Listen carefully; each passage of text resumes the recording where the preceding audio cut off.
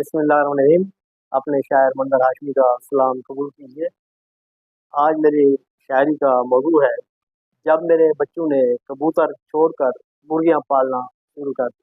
کلام منظر بھگوان منظر عرض کیا ہے، بچہ ٹیم کو بھی کچھ تفریح طبع چاہیے، ایسی ہو مصروفیت کے شر کو رفع چاہیے، ہوم ورک اسکول کا کامل کرے شاباش دو، اور انہی فارغ سمے سرگرمی خوشباش دو۔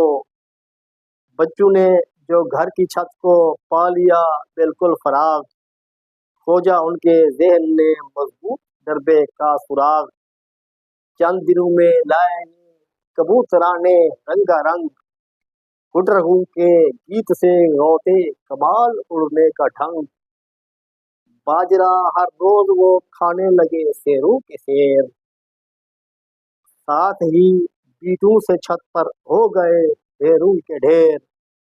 میں نے دی تجویز دیسی مرغیاں پالا کرو، فارمی مرغی سے نہ آفت گلے ڈالا کرو، مرغیاں بھی جادو ٹونے کا ہے اکثیری علاج، مرغیوں سے دور نظرے بد جناتے شر دماغ، کپ کپاتے سوتے بانگے مرغ سے آسیب ہیں، مرغیوں کے انڈوں سے دینار زیرے جیب ہیں۔